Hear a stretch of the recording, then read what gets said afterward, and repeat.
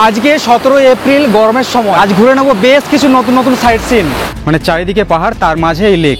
कोयला में आग लगा हुआ नीचे और 3 लेयर में कोयला है, तीनों में आग लगा हुआ। মানে এই যে কয়লার খাদান, এই জায়গাটা কিন্তু প্রচুর পরিমাণে ডেঞ্জারাস। 4 ঘন্টার মধ্যে আজকে একদমই একটা নতুন জায়গায় আপনাদের নিয়ে চললাম। প্রকৃতির এই সৌন্দর্যে নিজেকে বিলীন করে দিতে এরকম ভেসে পড়তে হবে এরকম লেকের জলে।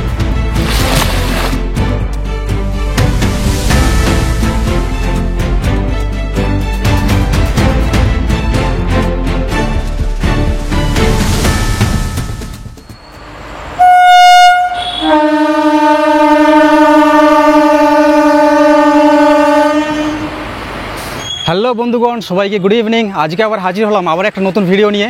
আর আজকের লোকেশন দেখে আপনারা অনেকে হয়তো বুঝতে পেরেছেন আজকে আমি দৌড়ে দৌড়ে আসছি। মানে বাস থেকে জাস্ট এসে নেমেছি, সাথে সাথে আমি রেল লাইন দিয়ে স্টেশনের দিকে যাচ্ছি। এইটা হচ্ছে পাঁশকুড়া জাংশনের সামনে, মানে কনকপুর থেকে আমি রেল গেট মানে পার করে এই দিকে চলে আসছি। আজকে আমি এন্ট্রি করছি একদম পাঁশকুড়া জাংশনের একদম শেষের দিকে প্ল্যাটফর্ম থেকে।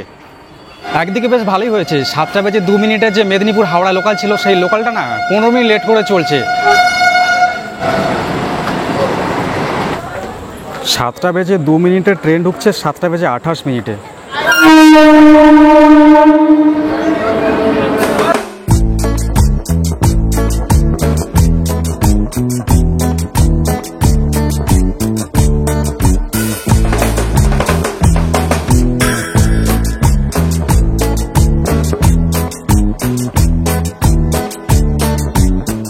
এখন ঘড়ির কাঁটায় বাজলো 9টা বেজে 37 মিনিট। আর এখন এসে পৌঁছালাম হাওড়া জাংশনের 15 নম্বর প্ল্যাটফর্মে। আজকে এখান থেকে শুরু হবে আমার আসল জার্নি। আজকে আমি কোন জায়গায় যাচ্ছি সেটা আপনাদেরকে বলে দিই।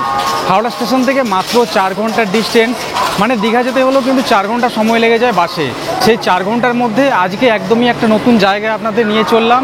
আজকে যেই জায়গায় যাচ্ছি তার জন্য সবার প্রথমে আমাকে পৌঁছতে হবে হাওড়া স্টেশন থেকে ট্রেন ধরে ধানবাদ জাংশনে। আর হাওড়া থেকে ধানবাদ যাওয়ার জন্য আজকে আমি চুজ করছি হাওড়া স্টেশনের 8 নম্বর প্ল্যাটফর্ম থেকে ছেড়ে যাওয়া রাত্রি 11টা বেজে 40 মিনিটের মুম্বাই সিএসএমটি মেল, যেটা এখান থেকে প্রতিদিনই ছেড়ে যায়। আজকের জার্নিটা শুরু করার আগে আপনাদের আরেকটা কথা জানিয়ে দিই, আজকে আমি যেই জায়গায় ট্যুরটা করছি এটা কিন্তু আপনারা সকালে ট্রেন ধরেও এখান থেকে করতে পারেন, কিন্তু সেটা খুবই টাফ হয়ে যাবে। কারণ ওই জায়গায় পৌঁছতে একবার দুপুর হয়ে গেলে না সারাদিন ঘোরা, তারপর আবার ফিরে আসা একদমই অসম্ভব। তো আপনাদের বলবো রাতের আজকে যে ট্রেনটা ধরে আমি আজকে চলেছি এই ট্রেনটাই আপনারা ধরুন, তাহলে খুব ভোর একদম পৌঁছে যাবেন ধানবাদ জাংশনে। তারপর ওখান থেকে সারাদিনের ট্রিপটা কমপ্লিট করে ঘুরে সেই বিকেলের ট্রেন ধরে আরামে আবার বাড়ি ফিরতে পারবেন।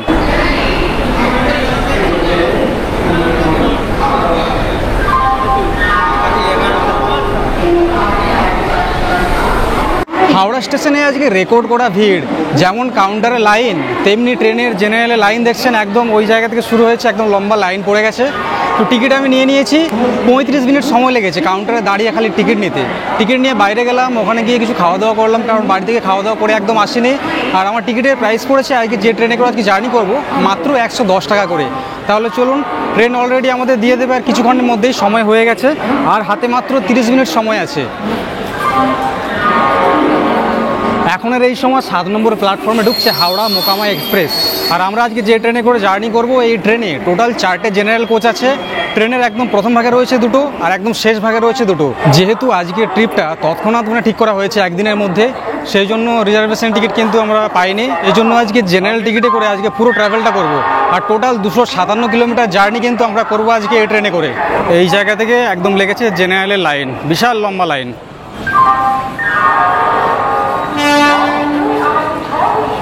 এখন ঘড়ির কাঁটায় 11টা বেজে 21 মিনিট।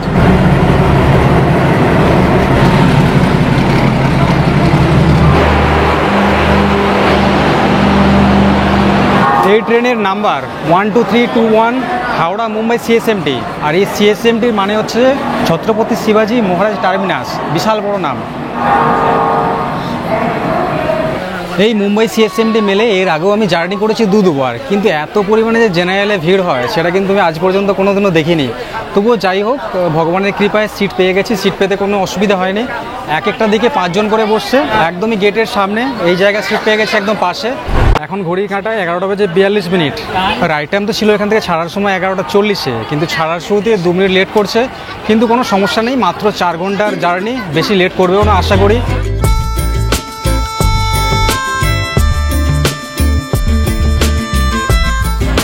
আজকে 257 কিলোমিটার ট্রেন জার্নিতে আজকে 6টা জায়গায় ট্রেনের হল্ট আছে। প্রথমে দাঁড়াবে বর্ধমান জংশন, তারপর পানাগড়, তারপর দুর্গাপুর, রানীগঞ্জ, আসানসোল, বরাকর, তারপর 7 নম্বর স্টেশন হচ্ছে ধানবাদ স্টেশন। তাহলে আজকে রাত্রের মতো আর বেশি বকবক নয়, এরপরে যা কিছু ইনফরমেশন দেবার, যা কিছু দেখানোর সব একদম ধানবাদ স্টেশনে রাত্রি 3:40 নামার পর হবে।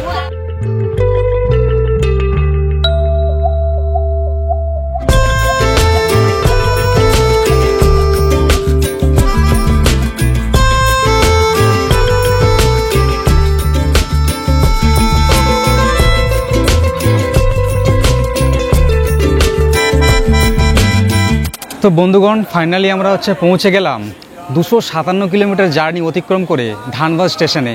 এখান থেকে শুরু হবে আজকের সাইট সিন, কোথায় কোথায় ঘুরবো, কি দেখবো, সব কিছু থাকবে এই ভিডিওতে। আর এটা হচ্ছে ধানবাদ জাংশনের 3 নম্বর প্ল্যাটফর্ম। আর এখন ঘড়িতে সময় 3:35। মুম্বাই সিএসএমটিকে বিদায়। এই ট্রেনে দাঁড়ানোর সময় ছিল এই জায়গাতে মাত্র 5 মিনিট। তো এখন আমরা সকালবেলায় চা খাচ্ছি, এখন মানে সকাল হয়নি এখনও।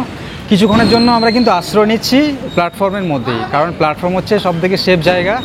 আর মাত্র 30 মিনিটের মতো ওয়েট করব, তারপরে ভোর হয়ে যাবে। তারপর আমরা বাইরে বেরোবো, বাইরে বেরিয়ে ওখান থেকে টোটো কিংবা অটো দেখি কি পাই সাইট সিন করার জন্য, ঘোরার জন্য। আর কি কি জায়গা সব ঘোরার আছে এখানে আসলে, কত খরচ হতে পারে, সব কিছু শেয়ার করবো আপনাদের সাথে।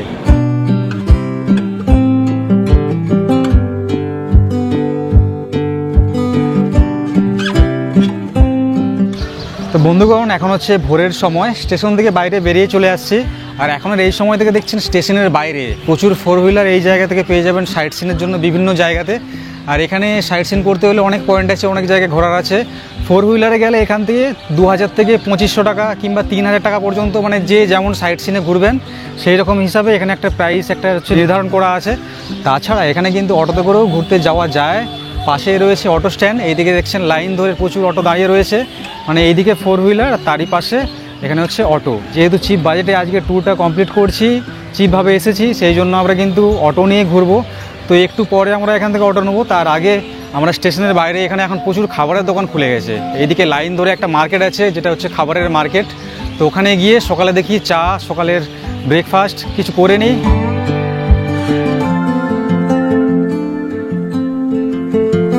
স্টেশনের বাইরে থেকে সকালবেলায় আমরা বেশি ভারী খাবার খাচ্ছি না। এখানে এরকম লিট্টি পাওয়া যাচ্ছে পুরো মার্কেট জুড়ে। এটা হচ্ছে এখানের সবথেকে মানে ফেমাস খাবার, সবথেকে ভালো, একদম লাইট, এর মধ্যে কোনো রিচ নেই। এরকম লিট্টি দিয়েছে এখানে, তার সাথে আলুর চোখা, একটা করে লঙ্কা, আর এখানে স্যালাড, আচার। এটার প্রাইস নিচ্ছে স্টেশনের বাইরে এখানে 30 টাকা করে, মানে একটা লিট্টি নিলে 10 টাকা করে। এখানে 3টে করে দিয়েছে। সব জায়গা 30 টাকা আছে, 25 টাকা আছে পিস। হ্যাঁ, পিস আছে। সকালের সময় বেশ ভালো খাবার এটা।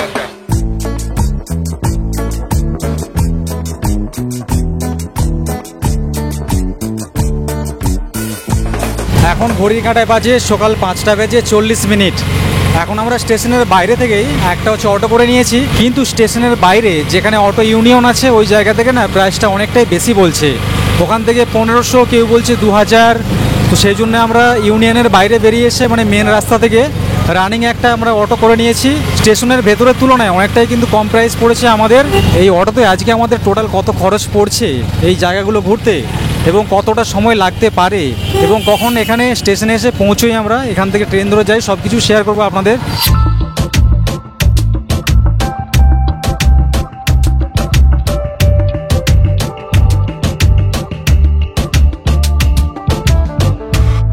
রাস্তায় যাওয়ার আগে আরেকটা কিন্তু পয়েন্ট পড়ে, যেটা এখানে না দাঁড়িয়েই পারলাম না। মানে খুবই একটা সুন্দর জায়গা, সেটা হচ্ছে কয়লার খাদান। কয়লার খাদান এটা একমাত্র ধানবাদে আসলেই দেখতে পাওয়া যায়। মানে ধানবাদ হচ্ছে কয়লা খাদানের জন্য কিন্তু ফেমাস। এখন দেখুন এই জায়গা থেকে আপনাদেরকে দেখাই, এই চারিদিকে এখন সব আগুন লেগে আছে, এখানে চারদিকে ধোঁয়া উঠছে দেখতে পাচ্ছেন। এই যে বড় যে জায়গাটা দেখছেন, এই টোটাল পুরো জায়গাটা হচ্ছে খাদান। এই যে এইসব জায়গা থেকে দেখুন কিন্তু ধোঁয়া উঠছে। দূর থেকে দেখলে এই জায়গাটা কিন্তু পাহাড় বলে মনে হয়, আমি কিন্তু দূর থেকে তাই ভেবেছিলাম। আর এই জায়গাগুলো কি মিস করা মানে না খুব একটা বড় জিনিস কিন্তু জীবনের অংশ থেকে মিস করে দেওয়া। কারণ এই জিনিসগুলো আমরা বইয়ের মধ্যে একসময় পড়েছি, যে কিভাবে এই যে মানে রানীগঞ্জ, তারপরে এই যে ধানবাদ আছে, এইসব জায়গাতে মানে কয়লা কিভাবে বার করা হয়, এখান থেকে আমদানি রপ্তানি এইসব হচ্ছে করা হয়। তো আজকে সেটা সচক্ষে দেখতে পাচ্ছি। এই জায়গাতে যে ক্যামেরা অ্যালাউ আছে না, এটাই কিন্তু অনেক। চারিদিকে দেখুন এখন কিন্তু মানে ধোঁয়া উঠছে প্রচুর পরিমাণে, মনে হচ্ছে যেন এই জায়গাটা আগুন লাগিয়ে দেওয়া হয়েছে। আর জায়গাটা কিন্তু প্রচণ্ড ভেজা, তা সত্ত্বেও কিন্তু এখানে ধোঁয়া উঠছে। যত দূর যায় এই যে উঁচু উঁচু সব যে পাহাড়ের যে টিলাগুলো দেখছেন, এগুলো সব হচ্ছে কয়লার খাদান। আর ওই যে দূরে দেখা যাচ্ছে ওখানে সব কয়লা সব ওখান থেকে সব তোলা চলছে। ওখানে ছোট ছোট সব যে ট্রাক্টরগুলো আছে ওই নিচে গভীরে ওখানে নেমে গেছে, মানে ক্যামেরাতে আসছে নাকি জানি না, কিন্তু খালি চোখে দেখতে পাচ্ছি। এই যে জায়গাটা আছে এই জায়গাটার নামটা কি? गोधर कोयला में आग लगा हुआ नीचे। कैसे आग लगता है यहाँ पे कोयला में? कोयला में अंग्रेज जमाना से आग लगा हुआ है। ऐसे धुआं उठता है? हाँ, कोई बुता नहीं सका, कोई सरकार। नीचे लगा हुआ 3 लेयर में कोयला है, तीनों में आग लगा हुआ है। तो यहाँ पे जाना अलाउ है क्या? हाँ नहीं, नो एंट्री है इधर। आग में से फटता है जमीन, अंदर घुस जाइएगा। इसमें बहुत सा आग है नीचे में, देख रहे जमीन फट गया सब। এই জায়গাটা কিন্তু প্রচুর পরিমাণে ডেঞ্জারাস একরকম। এখানে ঘোরাফেরা করতে বারণ করলো।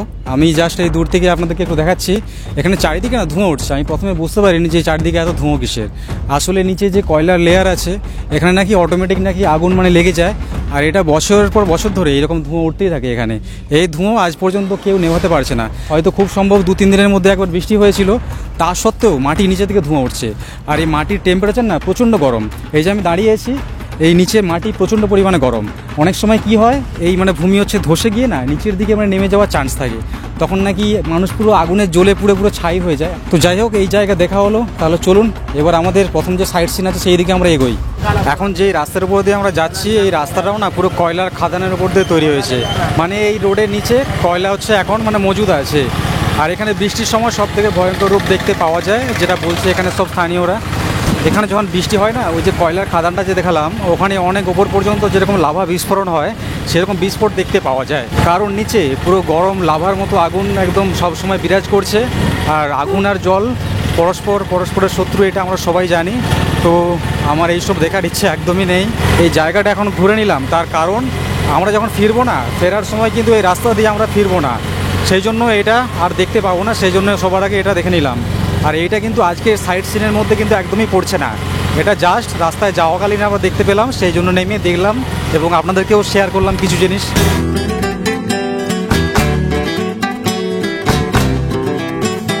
এখানে আপনারা আসলে বেশ কিছু ছোট বড় পাহাড় দেখতে পাবেন, যেখানে দেখবেন ভাঙা ভাঙা সব পাথর রয়েছে। আসলে ওগুলো কিন্তু পাহাড় না, ওগুলো কৃত্রিমভাবে তৈরি করা হয়েছে। এখানে যে কয়লার খাদান থেকে কয়লা উৎপাদন করা হয়, তারপর যে তার অবশিষ্টাংশ যে পাথরগুলো থাকে না, সেগুলো জমা করতে করতে উঁচু উঁচু পুরো পাহাড়ের মতো তৈরি হয়েছে।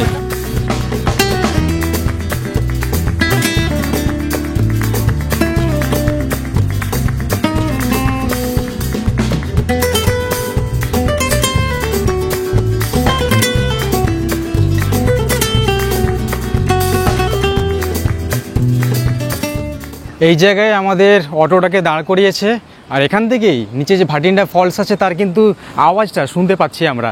নিচে এইটা হচ্ছে ভাটিন্ডা ওয়াটার ফলস। দূর থেকে কি সুন্দর লাগছে দেখুন, খালি নিচে যাব, নিচে গিয়ে আপনাদের দেখাবো সামনে থেকে কেমন লাগছে দেখতে। আর পাশেই রয়েছে এখানে একখানা মন্দির, ভেতরে বাবা ভোলানাথের একটা মূর্তি দেখতে পাচ্ছি, আর তার সাথে এখানে নন্দীজি বসে আছে।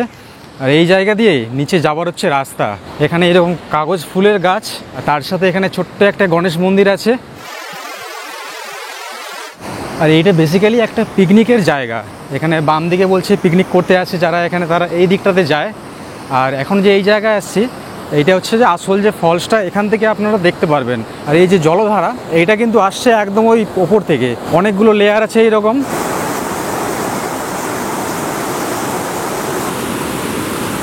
আমি কিন্তু ভাবতে পারিনি যে গরমের এই সময়েও এখানে এসে এত পরিমাণে জলরাশি দেখতে পাবো। আমরা সাধারণত বর্ষার সময় এই জায়গাগুলোতে ঘুরতে আসি, কিন্তু দেখুন গরমের এই সিজনেও এখানে কত পরিমাণে জল। এখানে জলের এত শব্দ না, এখানে কান পাতা যাচ্ছে না। গরমের সময় পিকনিক এবং স্নান করার জন্য দারুণ জায়গা। মাছ, এই ফলসে কিন্তু অনেক মাছ আছে। এই যে একটা মাছ দেখতে পেলাম, আটা মাছ কিংবা পার্শে হবে।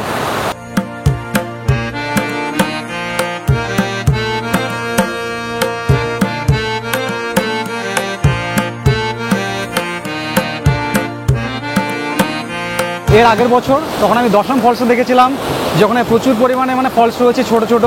তো এখানে ওই ভাটিন্ডা ওয়াটার ফলসে এসে কিন্তু এইদিকেও দেখতে পাচ্ছি কয়েকটা মানে ঝর্ণার ধারা, আর তার সাথে এখানে রয়েছে আরেকটা। আর সমস্ত জল কিন্তু বয়ে এসে এই জায়গা দিয়ে এই নিচে এখানে পড়ছে। আর এই দিকের এই যে জায়গাগুলো দেখছেন, এগুলো হচ্ছে পিকনিকের স্পট।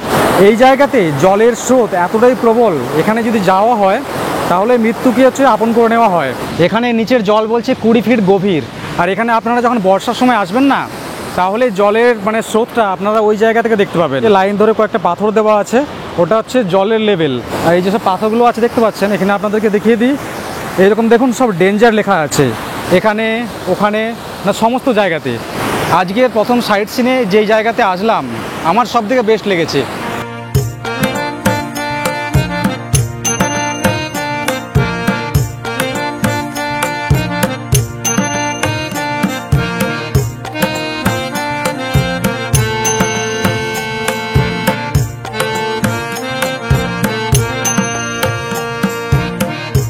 এই জায়গাটা কিন্তু ভীষণ সুন্দর, বেশ অনেকটা জায়গা। ভালোভাবে ঘুরে দেখতে হলে কম করে 1.5 ঘন্টার মতো সময় লাগবে। আর যদি এখানে স্নান করার প্ল্যান থাকে তাহলে বলবো 3-4 ঘন্টা, ও তো কিছুই না। আর এই যে ঝর্ণাটা দেখছেন, এটা কিন্তু একদম সরাসরি দামোদর নদী থেকে উৎপত্তি হয়ে এই জায়গা থেকে ঝরে পড়ছে। আর এই জায়গাতে অটোর জন্য একটা পার্কিং চার্জ লাগে, 30 টাকা করে নিয়েছে আমাদের কাছ থেকে। তাহলে চলুন এরপরে আমরা যাই আমাদের দ্বিতীয় সাইট সিনে।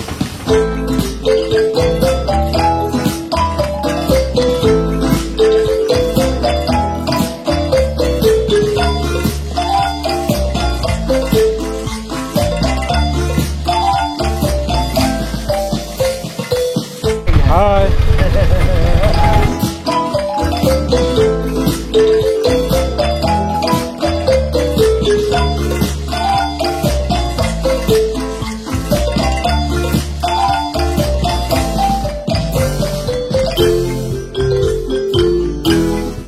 এখন চলে আসলাম ভাটিন্ডা ফলস থেকে 20 কিলোমিটার দূরে অবস্থিত রামরাজ মন্দির কিংবা রাম মন্দির। এইটা হচ্ছে মন্দিরের মেন গেট। ভেতরে ঢুকে একটা জিনিস আমার খুব ভালো লাগলো, এখানে রয়েছে পা ধোবার জন্য এই রকম জায়গা। জলটা বেশ ঠান্ডা, বেশ একটা আরাম পেলাম এখানে এসে। মন্দিরের যে এন্ট্রেন্সটা সেটা কিছুটা এই ধরনের, খুব সুন্দর একটা মন্দির।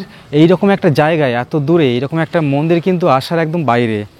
আসল যে মন্দির সেটা হচ্ছে এটা, ভেতরে এখানে সব পূজা অর্চনা চলছে, তার সাথে ছোট ছোট কয়েকটা মন্দির আছে দেখতে পাচ্ছেন। এই একটা, ওখানে একটা আছে, ওখানে একটা এবং এইদিকে একটা।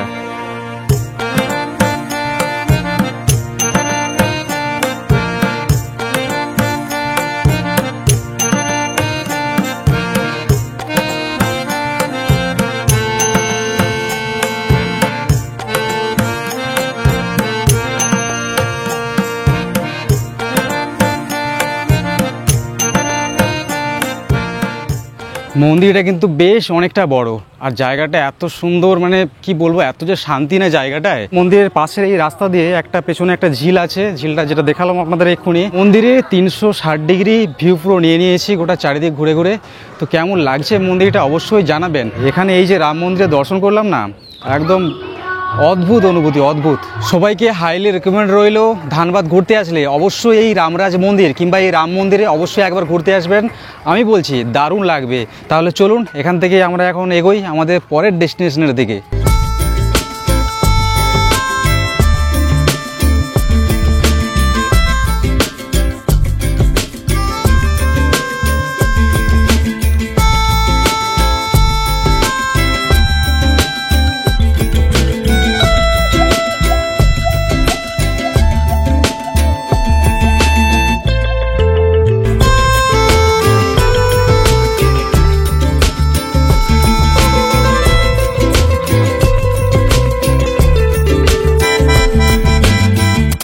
এখন আমাদের অটো দাঁড় করিয়েছে এই জায়গাতে। এই যে জায়গাটা, এই জায়গার নাম হচ্ছে তোপচাচির চোখ। এখান থেকে বাম দিকে তাকালে এই দিকে কিন্তু পার্শ্বনাথের পাহাড় দেখতে পাবেন। এই যে পাহাড়টা দেখছেন, বড় পাহাড়টা, এর পেছনে একটা হালকা আবছা পাহাড় দেখতে পাওয়া যাচ্ছে, ওপরে একটা মন্দিরও দেখতে পাওয়া যাচ্ছে পাহাড়ের আড়াল থেকে। ওইটা হচ্ছে পারশনাথ পাহাড়। পারশনাথ পাহাড়েরই রেঞ্জ এগুলো। আর এই জায়গায় দাঁড়ানোর কারণ, আমাদের এখন সকালে এখন প্রচণ্ড পরিমাণে খিদে পেয়েছে, আমরা এখানে খাওয়া দাওয়া করে নিচ্ছি। কারণ তোপচাচি লেকের সামনে চলে গেলে না, ওখানে খাবারের দাম বলছে এখানের থেকে 3 গুণ বেশি।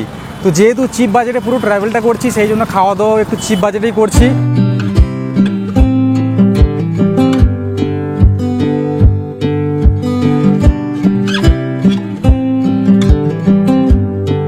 এখন যে জায়গাটা দেখছেন এটা হচ্ছে তোপচাচিতে যাওয়ার এন্ট্রি গেট। আর এটা হচ্ছে এক ধরনের একটা টোল। এখানে গাড়ি নিয়ে গেলে তার জন্য এখানে 50 টাকা করে দিতে হয়, মানে গাড়ি পিছু। আর বাকি এখানে হেঁটে গেলে কোনো চার্জ লাগে না। মানে তখন সেই ইংরেজ আমল থেকে আজকের এখনের সময় পর্যন্ত এই জায়গাটা কিন্তু মানে ট্যুরিস্টদের জন্য মানে খুলে দেওয়া হয়েছে। আর দারুণ অপূর্ব জায়গা। চলুন ভেতরে গিয়ে সব কিছু দেখাবো আপনাদের। এইদিকে দূরে এই যে পাহাড়টা দেখতে পাচ্ছেন, এটি হচ্ছে পারশনাথের পাহাড়।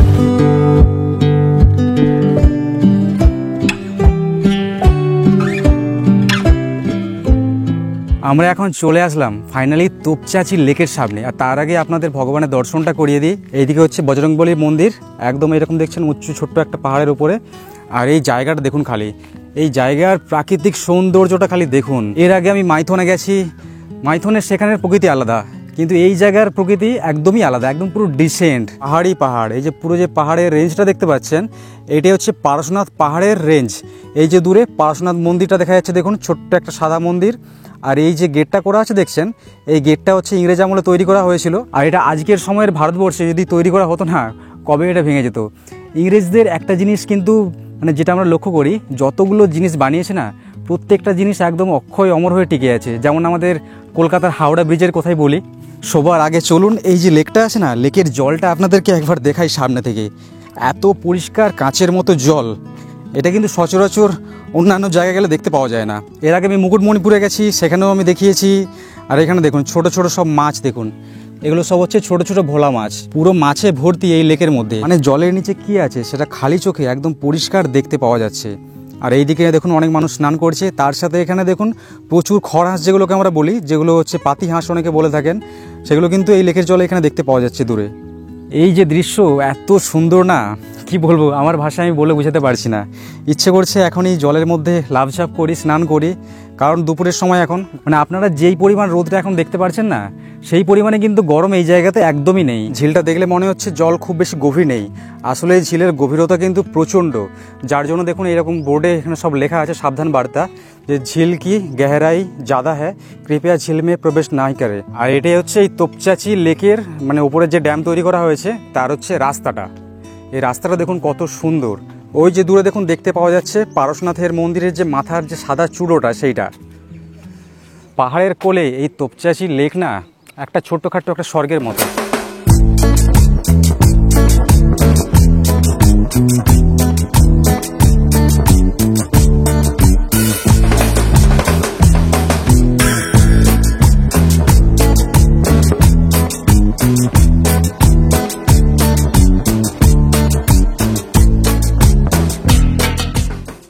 এই লেকের একদম শেষ প্রান্তের দিকে আসতে এইদিকে বসার জন্য দেখুন এরকম জায়গায় জায়গায় সব ছোট্ট ছোট্ট সব পাথরের বেঞ্চ করা আছে।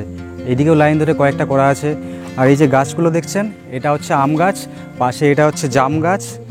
মানে এই জায়গায় একটা শান্তি আছে এখানে আসার পরে। সারা দিনের যে ক্লান্তি এখানে কিছুক্ষণ যদি কাটানো হয় বসে, তাহলে সমস্ত ক্লান্তি হচ্ছে দূর হয়ে যায়। লেকে সব কিছুই আছে, খালি একটা জিনিসের কমি আছে এখানে। এখানে যদি বোটিংয়ের সুবিধা থাকতো তাহলে জায়গাটা পুরো একদম দারুণ। সারা বছর মানুষের ভিড় পুরো এই জায়গায় পুরো ঠাসা থাকতো, যেগুলো অন্যান্য জায়গায় গেলে আমরা দেখতে পাই। এই লেকের জলে কিন্তু স্নানও করা যায়। এই জায়গা থেকে পাহাড়ের লুকটা দেখুন, একদম পরিষ্কার চকচকে জলরাশি, আর তার ওপর থেকে রিফ্লেক্স হচ্ছে পুরো পাহাড়ের যে চূড়াগুলো আছে সেইগুলো।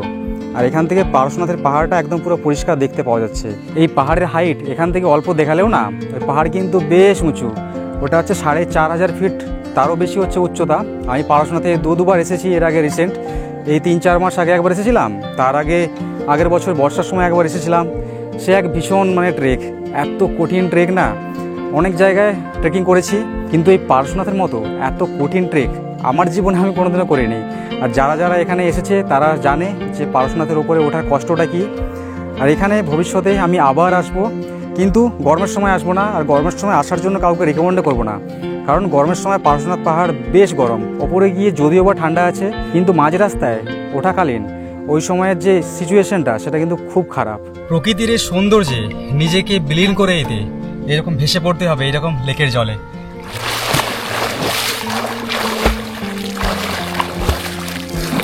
জীবনটা পুরো শান্তি হয়ে গেল। তো ফাইনালি তোপচাচি লেকে স্নান করেও আমাদের কমপ্লিট হয়েছে। আর এই যে লেকটা আছে না, এটা বেসিক্যালি পুরোটা হচ্ছে পাহাড় দিয়ে বেষ্টন করা। চারিদিকে যেই দিকে তাকাবেন সেই দিকে পুরো হচ্ছে পাহাড়ই পাহাড়, মানে চারিদিকে পাহাড়, তার মাঝে এই লেক। জায়গাটা কিন্তু অপূর্ব সুন্দর, সবাইকে হাইলি রেকমেন্ড করব। অবশ্যই এই জায়গাতে আপনারা ঘুরতে আসুন। আর প্রচণ্ড এই সময় কিন্তু হাওয়া চলছে, দেখতে পাচ্ছেন আমার টুপি ব্যাগ সব হচ্ছে উড়ে চলেছে এখন। আর এই জায়গা থেকে নিচের ভিউটা দেখুন কতটা মানে হাইটে এখন আছি। এই যে এগুলো দেখছেন এগুলো সব হচ্ছে এখানে সব চ্যানেল গেট, এক একটা লাইন ধরে 1 2 3 4 5 6 7 টোটাল হচ্ছে 7টা এরকম হচ্ছে গেটের মতো করা আছে। বর্ষার সময় এই জায়গা দিয়ে জল ছাড়া হয় প্রচুর পরিমাণে। এখন যেহেতু গরমের সময়, এখন সেই জন্য এই লেকের জল খুব একটা বেশি নেই। আর এই লেকের জলটা না, এটা হচ্ছে মিষ্টি জল। এই যে পাহাড় দেখছেন, এই যে পারশনাথ পাহাড়ের যে রেঞ্জ, এই পাহাড়ের জলটাই ধীরে ধীরে এখানে এসে সঞ্চয় হয়। তো এই জলটা খুবই ভালো। জলটা আমি কুলিকুচি করে দেখেছি, জলটা কিন্তু প্রচণ্ড মিষ্টি। এই জলটা চাইলে খাওয়াও যায়, কিন্তু আমি কাউকে রেকমেন্ড করবো না যে এখানে এসে আপনারা জল খান। তো একদিনের জন্য ঘুরতে এসেছিলাম ধানবাদে। তো কেমন লাগলো সমস্ত জায়গাগুলো যেগুলো ঘুরে দেখালাম আপনাদের, সেটা অবশ্যই কমেন্টে জানাবেন আপনারা। আর আপনারা ধানবাদ আসলে আপনারা এইভাবে কিন্তু যদি ট্যুর করেন না, তাহলে একদিনের মধ্যে, একদিনের ছুটিতে আরামে এখান থেকে বাড়ি ফিরে যেতে পারবেন। তো চলুন এখন আমরা স্টেশনের দিকে রওনা হব। আর স্টেশনে গিয়ে কোন ট্রেন ধরে আবার বাড়ি ফিরি সেটাও কিন্তু আপনাদের দেখাবো। এর আগে অনেক ভিডিওতে আপনাদের কমেন্ট আসছে যে দাদা ফিরে যাওয়ার সময় কোন ট্রেনে এলেন, সেটা তো দেখালেন না। এই যে এখানে আমাদের অটো দাঁড়িয়ে আছে, চলো একদম স্টেশন।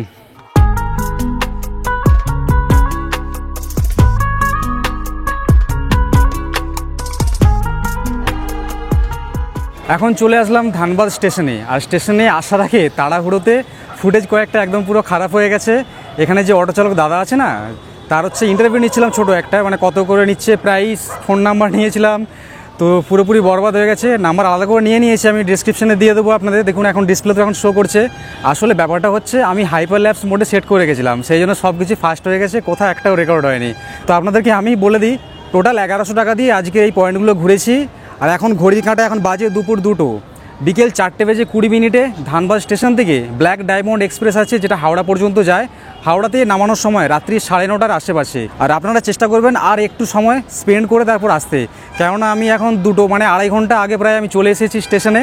আপনারা আরও 2 ঘন্টা টাইম হচ্ছে স্পেন্ড করে আসলে, তাহলে সারাটা দিন আপনারা ধীরে সুস্থে ঘুরে আবার ট্রেন ধরে নির্ঝঞ্ঝায় একদম বাড়ি ফিরে যেতে পারবেন। তাহলে ভিডিওটা আমি আজকের মতো এখানেই শেষ করে দিচ্ছি। আপনাদের সাথে দেখা হচ্ছে এরপরে আবার কোনো নতুন জায়গায় কোনো নতুন টপিক নিয়ে। সবাই ভালো থাকবেন, সুস্থ থাকবেন, টাটা।